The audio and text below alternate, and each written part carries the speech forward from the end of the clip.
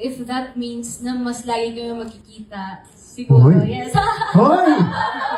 Mas lalong kinilig ang mga tagahanga matapos magbigay ng isang nakakatuwang pahayag ang kapuso actress na si Jillian Ward tungkol sa posibilidad na makatrabaho niya sa hinaharap ang boxer na si Eman Bacosa.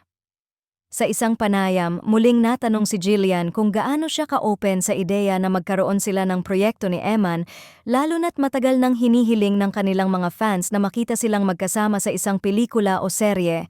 Hindi naman nag-atubili ang aktres na sagutin ang tanong at ang kanyang sagot ay agad naging dahilan ng kilig ng maraming netizens. Ayon kay Jillian, "If that means na mas lagi kaming magkikita, siguro yes." Sa simpleng linyang ito, maraming fans ang agad na napangiti at kinilig.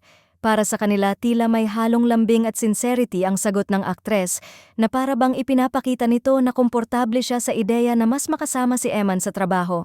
Agad itong naging usap-usapan sa social media kung saan maraming tagahanga ang nagbahagi ng kanilang reaksyon.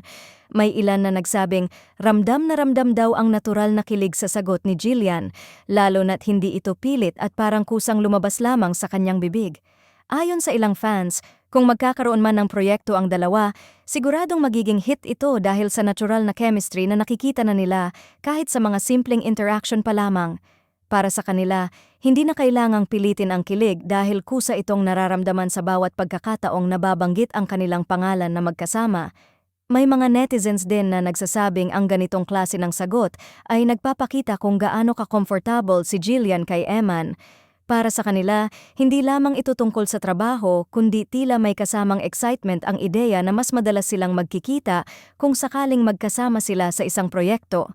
Dahil dito, lalo pang umingay ang hiling ng kanilang fans na sana ay magkaroon ng pagkakataon ang dalawa na magsama sa isang pelikula o teleserye. Ayon sa kanilang supporters, siguradong aabangan ng marami ang anumang proyekto na kanilang pagsasamahan dahil sa kilig at magandang samahan na nakikita na sa kanila ngayon.